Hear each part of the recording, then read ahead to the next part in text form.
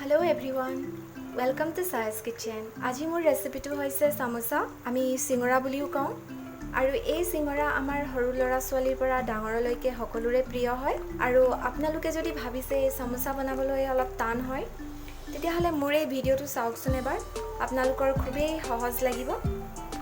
সামোসাৰ outer কভাৰিঙৰ কাৰণে মই ইয়াতে ময়দা লৈছোঁ 2 কাপ, আজৱাইন লৈছোঁ হাফ টিস্পুন, ঘি লৈছোঁ 4 টেবলস্পুন আৰু ইয়াৰ নিমখ লৈ লৈছোঁ। ষ্টাফিঙৰ কাৰণে মই বইল আলু লৈছোঁ 4টা, বইল মটৰ লৈছোঁ, বাদাম লৈছোঁ অলপমান ৰোষ্ট কৰি, ৰেড চিলি পাউডাৰ লৈছোঁ হাফ টিস্পুন, হালধি লৈছোঁ 1 টিস্পুন, জিৰা লৈছোঁ হাফ টিস্পুন, ধনিয়াৰ গুটি লৈছোঁ হাফ টিস্পুন, গৰম মছলা লৈছোঁ 1/4 টিস্পুন, আমচুৰ পাউডাৰ লৈছোঁ 1/4 টিস্পুন, চাট মছলা লৈছোঁ 1/4 টিস্পুন আৰু ইয়াতে লৈছোঁ নিমখ। আদা লৈছোঁ ইয়াতে হাফ টিস্পুন, পুদিনা এনেধৰণে এখিলাকে লৈ লৈছোঁ, ধনিয়া লৈছোঁ আৰু ইয়াতে লৈছোঁ 3টা কেঁচা জলকীয়া। এতিয়া ময়দাখিনি মঠি ল'বলৈ কাৰণে প্ৰথমতে ইয়াতে মই আজৱাইনখিনি দি লৈছোঁ, ইয়াতে নিমখ দি ল'ব নিজৰ টেষ্ট অনুসৰি, তাৰপিছত এইখিনি মিক্স কৰি ল'ব। মিক্স কৰাৰ পিছত ইয়াতে এতিয়া ঘিখিনি দিম। আপোনালোকে ঘিৰ সলনি তেল ল'ব পাৰে, ৰিফাইন অইল।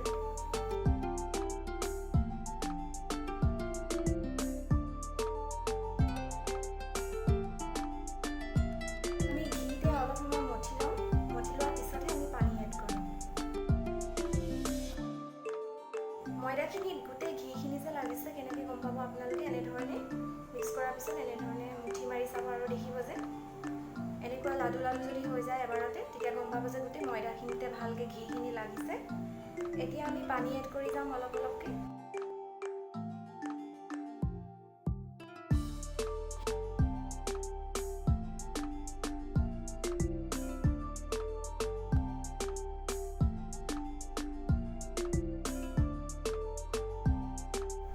এয়া দেখিছে এইখিনি ছফ্ট হৈ গৈছে আৰু ইয়াতে অলপমান মই তেল লগাই দিছোঁ।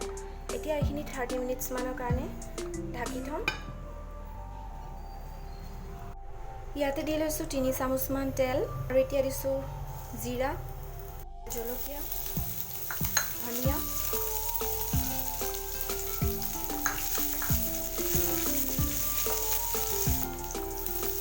আদা দিছোঁ।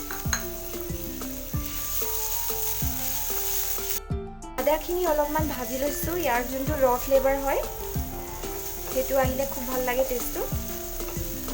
আৰু এতিয়া আমি দিম মটৰ, তাৰপিছত দিছোঁ বাদাম আৰু এয়া দিছোঁ ৰেড চিলি পাউডাৰ আৰু হালধি।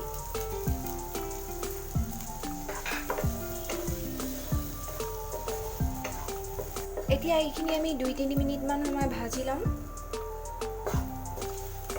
3 মিনিট ভাজি লোৱাৰ পিছত এতিয়া ইয়াতে দিছোঁ মই গৰম মছলা,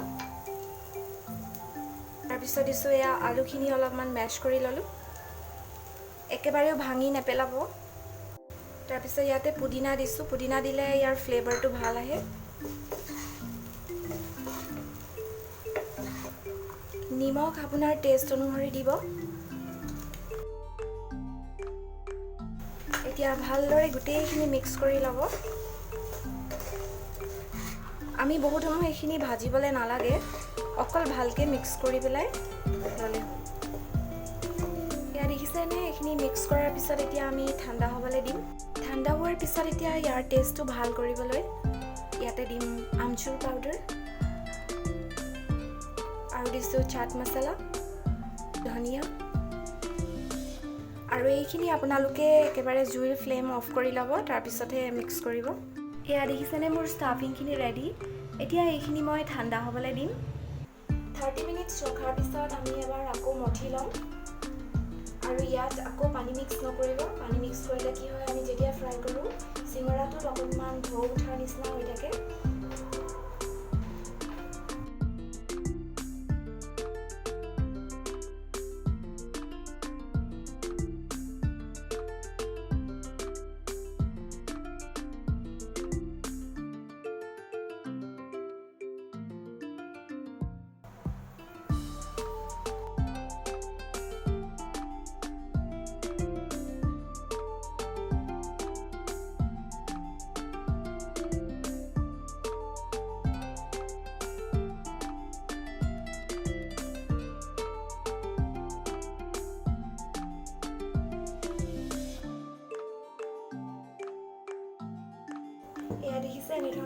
শ্বেপত বেলি ল'ব প্ৰথমতে, তাৰপিছত ইয়াতে দুভাগ কৰি ল'ব।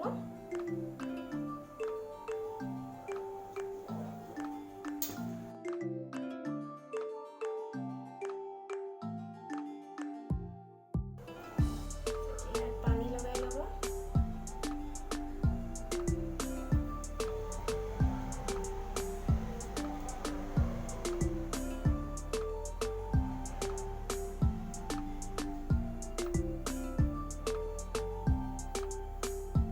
একেবাৰে সহজ, দেখিছে নহয়?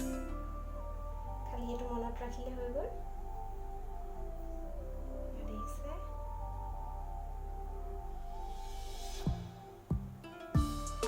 এতিয়া ইয়াতে আলুখিনি ভৰাই দিব।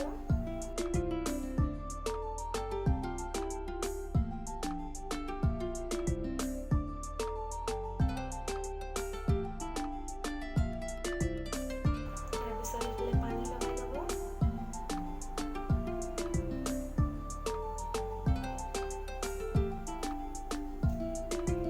তাৰপিছত এই চাইডটো আনি ইয়াত জইন কৰি দিব। তাৰপিছত একেবাৰে এইবোৰ চব বইল কৰি দিব।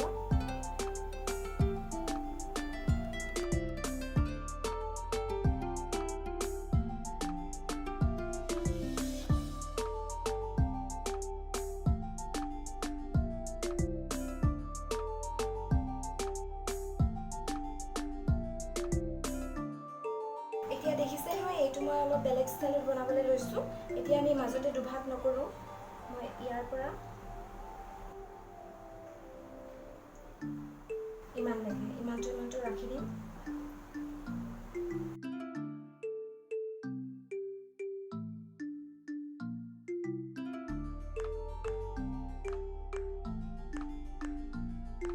ইয়াতে পানী লগাই ল'ব।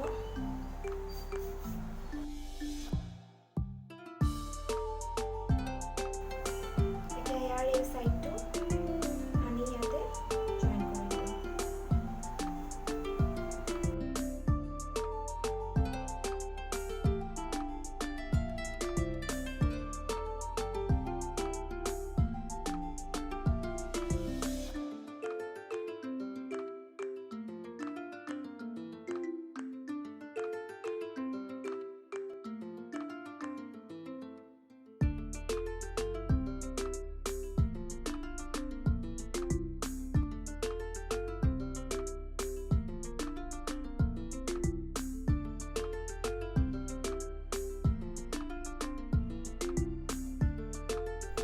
এইকেইটা দেখিছে, এতিয়া মই ফ্ৰিজৰ পৰা উলিয়াই আনিলোঁ।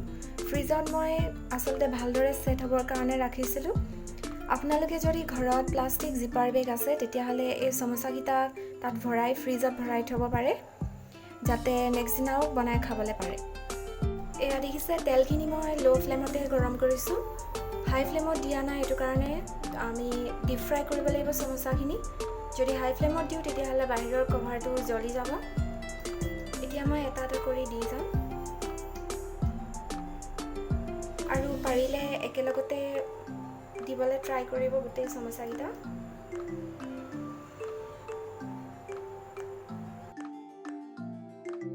একেলগতে দিলে কি হয়, তেলখিনি সমান টেম্পাৰেচাৰতে গৰম হ'ব আৰু গোটেই সমোচাকেইটা তেতিয়া খাবলৈও ভাল হ'ব।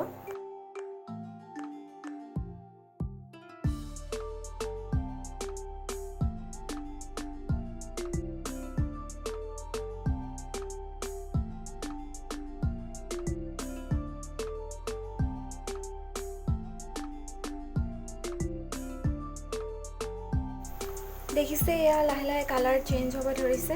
এতিয়া হেতাৰে এনেধৰণে লৰাই থাকিব।